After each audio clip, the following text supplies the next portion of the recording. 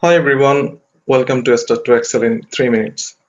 Today I will show you how to calculate number of days in year, month and days format. So it is basically the splitting the number of days. We know how to calculate the number of days in between two dates like start date and end date, but instead of showing all the days, I will show you how to make it as year, month and days, which is like in the column A.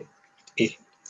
So for this, I will use dated function, dated if, then first parenthesis, then start date, comma, end date, comma, then y for number of years from those two dates, and then a parenthesis closed, then again, then and sign, and after that I will use free text, which is year or years, let's say year, and then end dated if, again first parenthesis, first date, which is start date, comma, end date, comma, now ym, which is converting to month, and then first a parenthesis closed, then again and free text month, then free text closed, then again and sign and dated if first or start date, and then end date, comma, and then month to day, first the parenthesis closed, and then again and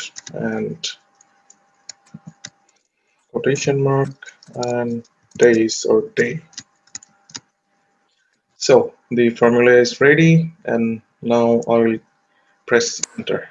So you see the difference between two dates is shown as year, month, day. Let's see if it is working properly or not. So this is how, by the way, this is how you can calculate your age as well, and or anything that you want.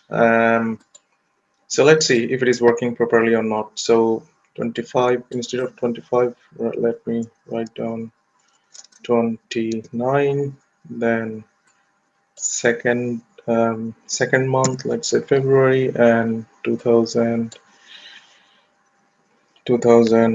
let's say 10. Enter. Oops, so there was something wrong. So I should say, so it should be in let's say, yep, this is working. So if I change it, yep, this is working. So this is how you can work with this day, year, month, day. Thanks.